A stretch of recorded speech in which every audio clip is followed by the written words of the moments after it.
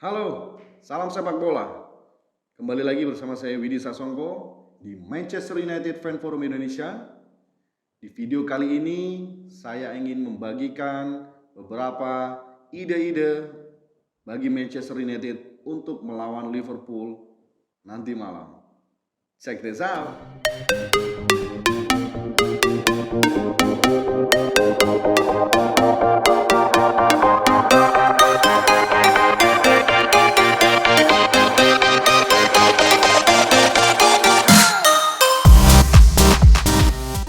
Pertandingan akbar di English Premier League, as usual, Manchester United melawan Liverpool adalah salah satu pertandingan yang sangat diantisipasi dan meraih jutaan view di seluruh dunia.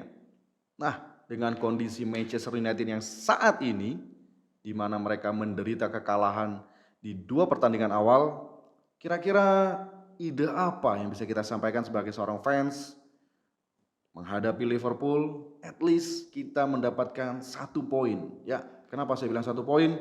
Kita harus realistis. MU sedang tidak baik-baik saja, oke? Saya kira kalian semua setuju. Lalu bagaimana dengan Liverpool?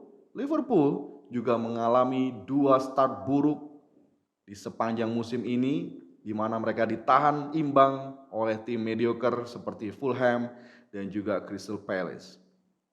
Nah, langsung berikut beberapa tips yang akan saya bagi terkait pertandingan melawan Liverpool dan bagaimana yang harus dilakukan oleh Manchester United untuk mendapatkan poin dan at least tidak dipermalukan. Oke, poin yang pertama. Tips yang pertama. Confident dari pemain harus ditingkatkan.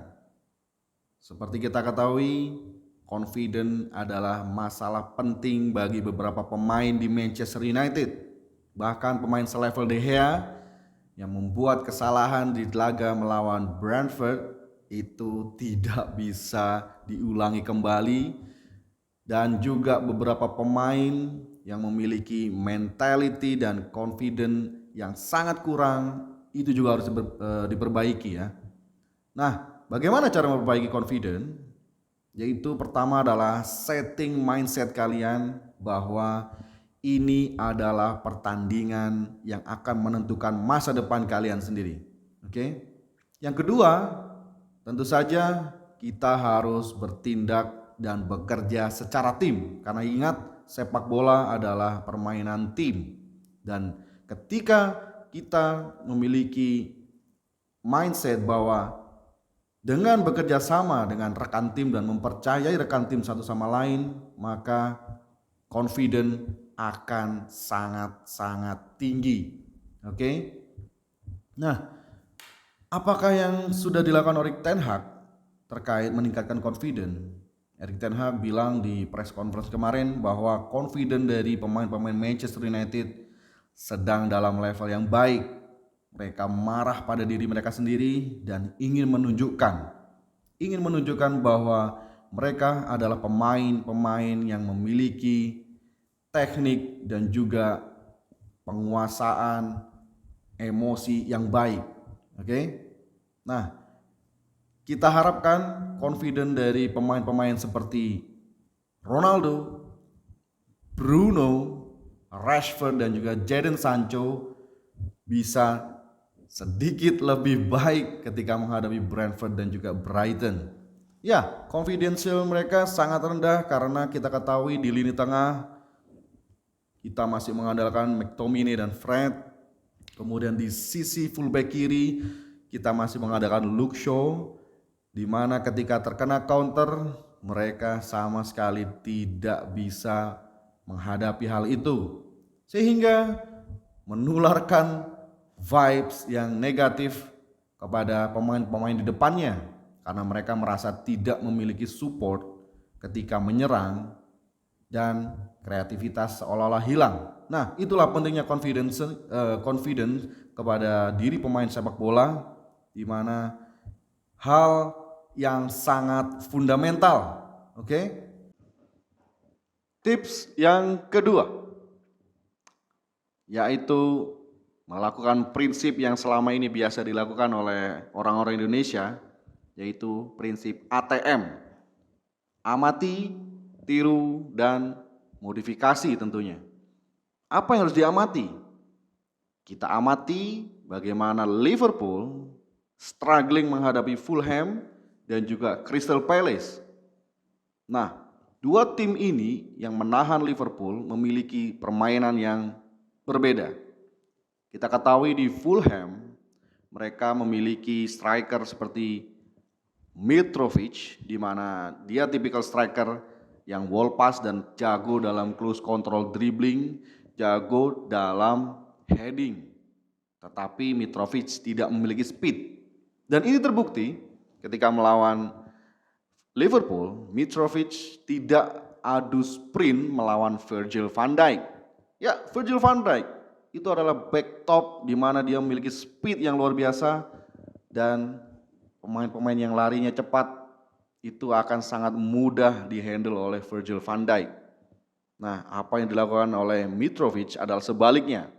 Dia menggunakan close control dribbling dan penguasaan bola yang baik sehingga memicu kesalahan oleh Virgil van Dijk dan menghasilkan penalti yang sangat menguntungkan bagi Fulham. Nah, kemudian yang kedua adalah pertandingan melawan Crystal Palace, di mana Crystal Palace incer counter, ya, hanya dua pemain saja. Eze melewati dua pemain dari Liverpool dan mengirimkan end passing yang sangat terukur dan timingnya itu sangat luar biasa sehingga Wilfried Zaha bisa lepas berlarian menghadapi Alisson secara langsung. Dan memang cerdiknya Zaha ketika dia bermain di sebelah kiri, yang marking itu bukan Virgil van Dijk, ya. Seperti kita ketahui, begitu Zaha lari sekitar meninggalkan 5 langkah, Virgil van Dijk dengan kecepatannya bisa langsung mendekati si Wilfried Zaha, dan Wilfried Zaha mengetahui hal tersebut dan dia gambling dengan melakukan shooting mendatar di far corner, akhirnya boom, gol, Alisson ditaklukkan. Ya, tapi kesamaan dari dua tim ini, Fulham dan juga Crystal Palace, mereka bermain negatif football. Oke? Mereka bermain negatif football. Mereka duduk dengan manis, menyimpan tenaga bagi pemain-pemain depan untuk tidak pressing dan membiarkan Liverpool datang. Dan seperti kita ketahui, Trent Alexander-Arnold dan Andrew Robertson itu rajin sekali naik, ya. Akhirnya dengan striker yang cepat, dengan striker yang cerdik, semacam Wilfried Zaha dan juga Mitrovic, Liverpool kewalahan. Oke? Nah, modifikasi. Apa yang harus dimodifikasi dari contoh-contoh yang saya sebutkan tadi?